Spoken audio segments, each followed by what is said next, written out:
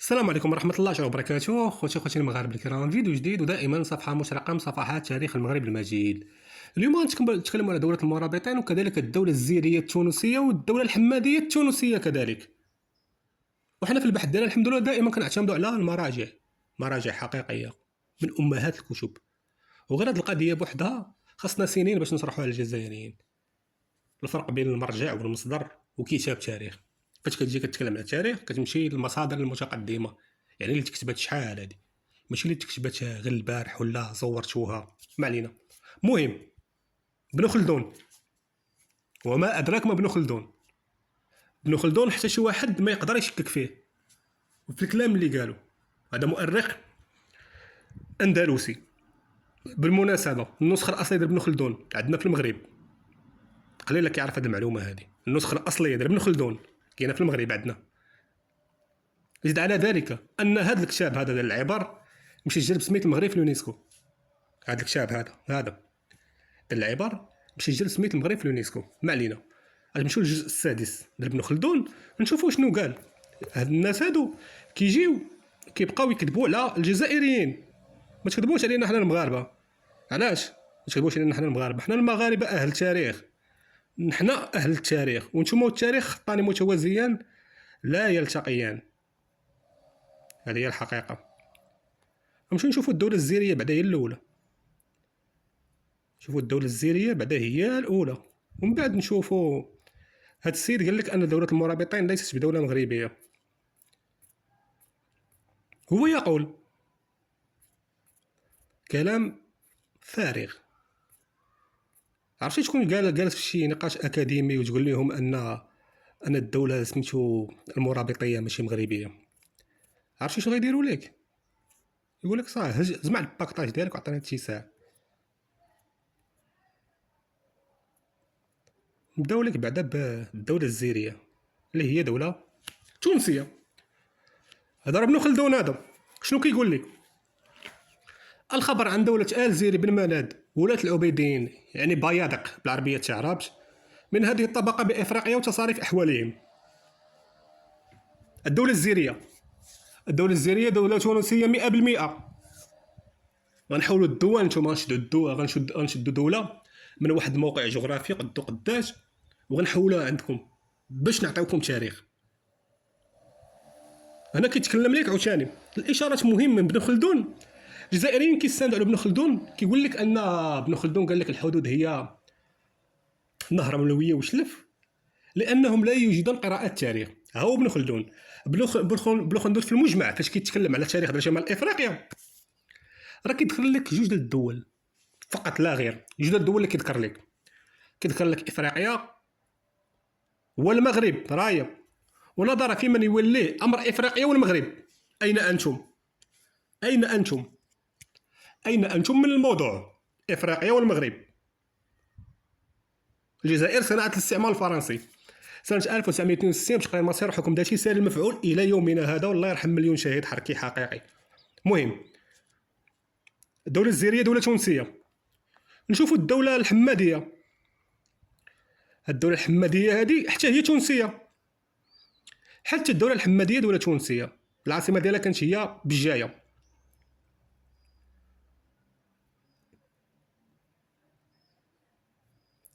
وكيجي واحد لا يفقه في التاريخ شيئا كيتكلم على تاريخ السيد المغاربه، هو كيدعي انه كيتكلم على تاريخ الجزائر. راه ما كاينش شي حاجه سميتها تاريخ الجزائر، ما كاينش. الخبر عن دولة آل حماد بالقلعة من ملوك صنهاج الداعين لخلافة العبيديين، وما كان لهم من ملك وسلطان بإفريقيا والمغرب الأوسط إلى حين انقراضهم على يد الموحدين. حتى الدولة الحمادية دولة تونسية. وهنا نتكلموا على هاد الناس هذول كيتكلموا على تقسيم جغرافي ديال المغرب الاوسط.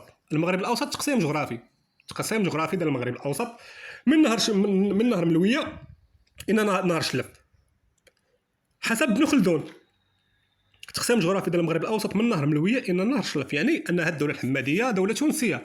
حسب التفكير ديالكم الى جيتي تعتمد على ان المغرب الاوسط واحد الكيان سياسي ولا واحد الدوله، ولكن في الاخر ما هو الا واحد المجال جغرافي او تقسيم جغرافي. حطوه الفاتحون، اول ما حطوا الفاتحين رجليهم في المغرب راه سماو المغرب بالاقصى حتى داز يمكن قرن 100 عام على بال سميتو المغرب الاوسط. حتى هنا الامور واضحه وبينه.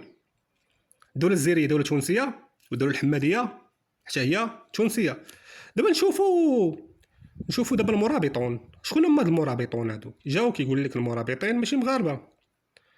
ها هو الكتاب كتشوفوا، ها هو الكتاب كتشوفوا، ها هو الكتاب ابن خلدون. كنزوروش حنايا، ها انت قرات حتى هي. الطبقه الثانيه من سنهاجه وهم الملتمون، وما كان لهم بالمغرب، وما كان لهم من المغرب من الملك والدولة. بقى شي حاجة نزيدوها ولا نسدو الملف؟ غير انك تجي وكتكلم على المغرب، تاريخ المغرب، صافي راه حنا مرجع. كتجي فاش كتبغي انت كتكلم على بلادك، ولكن كتلقى راسك مباشرة كتكلم في المغرب، كتلقى راسك كتكلم على المغرب. علاش كتكلم على المغرب؟ حيت حنا الاصل وانتم مجرد واحد الفرع. نحن الاصل في شمال افريقيا وانتم مجرد فرع، مره تابع لينا، مره تابع لتونس، ومرات تابع للمحتل او المستعمر اللي غيستعمركم. هذه هي الحقيقه. كتجيو كتكلم لي على دوله المرابطين كتقول انها دوله موريتانيا. ها هو ابن خلدون مثلك موريتانيا. لا توجد دوله موريتانيا. انا كيتكلم لك على المرابطين فاش حكموا الاندلس وسميتو شمال افريقيا. كلكم كتعرفوا القصه ديال الاندلس، قصه معروفه. عبد الله بن ياسين مؤسس الدوله هودنا لموريتانيا وغرب افريقيا، نشرنا الاسلام ورجعنا للموطن ديالنا اللي هو المغرب. قبائل صنهاجه هاد المتونه هادو قبائل مغربيه، قبائل صنهاجيه مغربيه. وكيجي هاد الانسان هذا كيحرف تاريخ المغرب ويسرق تاريخ تونس. هما كيدعيوا ان الدوله الجزائريه دوله تونسيه. هذه صافي عندهم من المسلمات. هذه الدوله الجزائريه التونسيه عندهم من المسلمات بحال كذبه المليون شاهد. ما يمكنش لك تقنعوا ان الدوله الجزائريه دوله تونسيه. مستحيل انك تطلع في نقاش مع كرغولي وتقول لي ان الدوله الجزائريه راه دوله تونسيه. ها كيفاش تاسس. ما يقدرش يستوعبها. حيت داك سميتو داك الغباء الجمعي اللي عندهم او الغباء الجماعي كيقول لي ان الدوله الجزائريه بحال هكا. هما كيعتقدوا غير كيعتقدوا ولكن واهمين.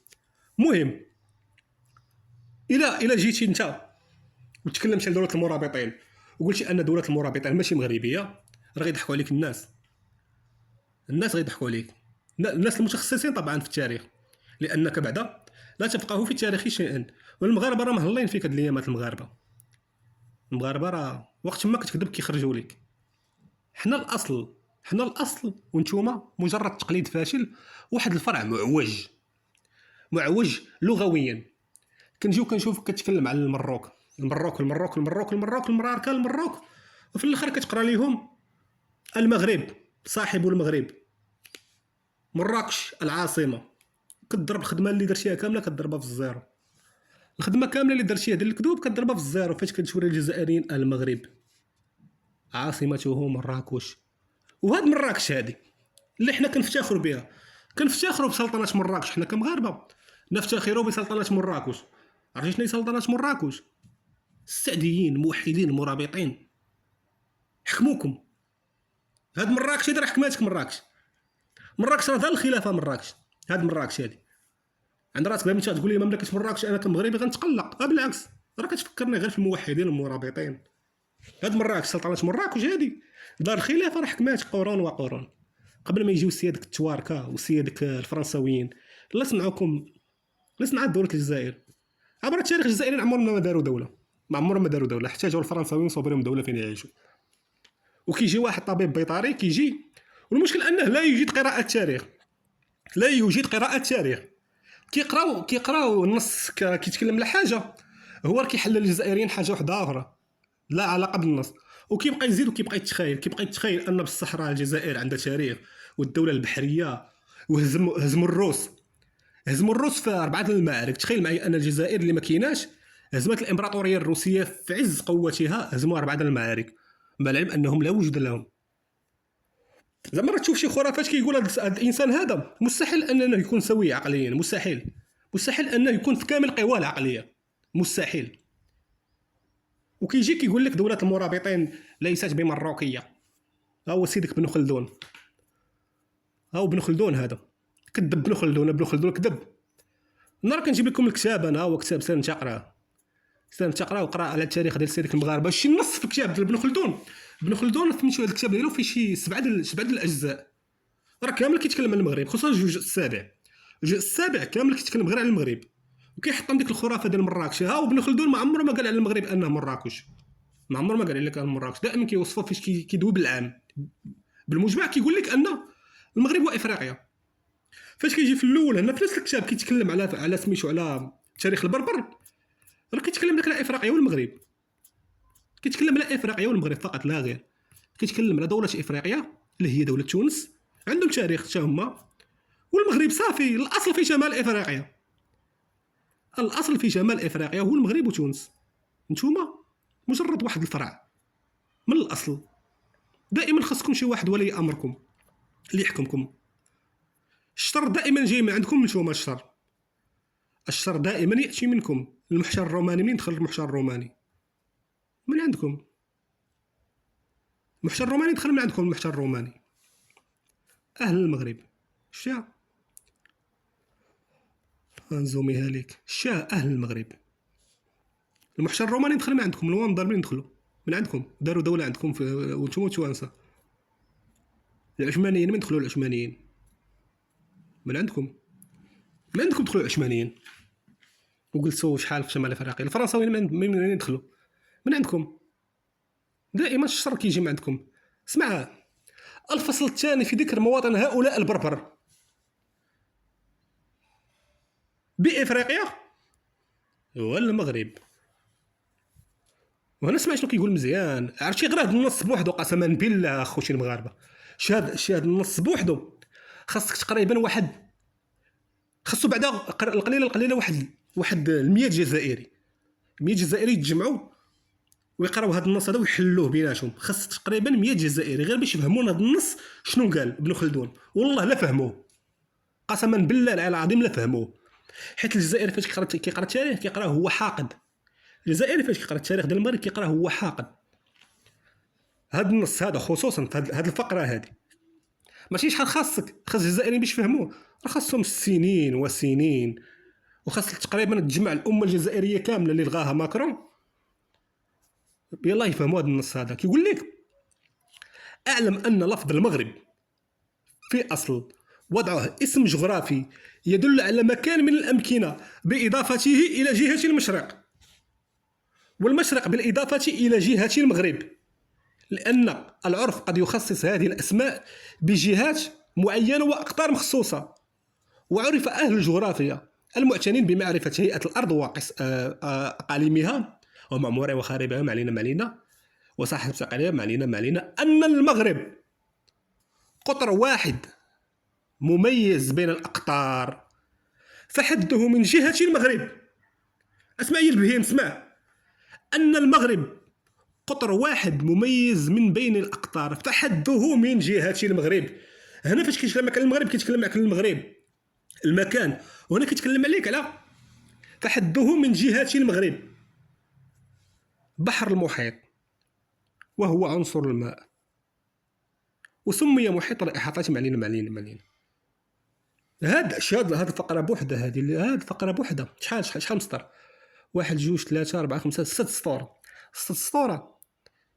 والله ما يفهموه، والله ما يفهموه، حيت لا يجدون قراءة التاريخ. هنا راه في الاول راه كيتكلم لك على المغرب، راه كيتكلم لك على المغرب اللي خلاف المشرق، ولا كيتكلم لك على المكان واحد الارض سميتها المغرب. نعاودها لك ربما تفهم هذه القضيه. راه ديجا كنت شرحتها لهم شحال هذه، والله خوتي المغاربه بغاو يفهموا. يقول لك اعلم ان لفظ المغرب في الاصل وضعه اسم اضافي يدل على مكان من الامكنه باضافته الى جهه المشرق، ومشرق بالاضافه الى جهه المغرب. يعني راه كيتكلم لك على المشرق اللي هو العكس ديالو او الجهه المقابله له هي المشرق، ولكن راه كيتكلمك على المغرب، على مكان من الامكنه. وهنا كيزيد كيأكد وكيوضح لك ان قطر المغرب واحد مميز بين الاقطار. تلا هنا الامور واضحه وبينه. حنا الاصل في شمال افريقيا. دابا الجزائري دابا انت كتقرا كتقول لي دابا علاش فين هي، فين هو المغرب الاوسط اللي مصدعين به؟ وابن خلدون كيتكلم غير على المغرب وعلى افريقيا. البكري نفس الشيء، البكري فاش جا كيتكلم، المؤرخين ديال شمال افريقيا كاملين، المؤرخين ديال شمال افريقيا فاش كيجيو كيتكلموا راه ما كاينش شي حاجه عندهم المغرب الاوسط، راه كيتكلم لك على المغرب وافريقيا. دابا الجزائري دابا الا كيقرا مسكين كيقول لنا ري فين هي المغرب الاوسط اللي اللي شي ديك سميتو المغرب الاوسط، هي ديك القشه اللي مش مسكين ما مسكين بها مساكن. هذيك اللعبه راه عندنا تاريخ ديال المغرب الاوسط. يا ودي سير دخل غير سعد الزغلول راه شرح لك مزيان، مفكر سميتو اكاديمي مصري، راه كيقول لك بالحرف ان هذا المغرب الاوسط هو جزء من المغرب الحقيقي اللي هو المغرب. نفس الشيء هذه القضيه صراحه زغلول سعد زغلول قالها، ولكن نقلها مع من نقلها مع المراكشي. راه قال لك ان فهمتيني اش هو قال لك سميتو ان هذا المغرب الاوسط واخا ما ذكروش اصلا حتى لفظا، ما ذكروش حتى لفظا، قال لك راه جزء من المغرب الحقيقي اللي كيبدا من مليانه لحد المغرب، من مليانه ما بين المغرب وتونس هو مليانه، اللي قال لك هو المغرب الحقيقي. وكيجي هذا الانسان هذا كيبغي زعما يقول لك المرابطين ماشي ديالنا، واخا المرابطين ماشي ديالنا، ولكن غتقراها بالزمن، كتقراها في كتب التاريخ على ان المرابطين راهم مغاربه. غتمشي غتدخل جميع المراجع، المرابطين مروكو، المغرب لو ماروك. وديك المروك نحن كمغاربه كنشفقوا عليك. علاش كنشفقوا عليك؟ فاش كنسمعوك كتقول المروك ولا المراركه راه كنشفقوا عليك، ماشي علاش، لان اللسان ديالكم اعوج. 132 سنه ديال الاحتلال الفرنسي راه باينه، لسانكم اعوجتي باللغه الفرنسيه. يلا خوتي المغاربه، السلام عليكم ورحمه الله تعالى وبركاته. ديما مغرب الله الوطن الملك.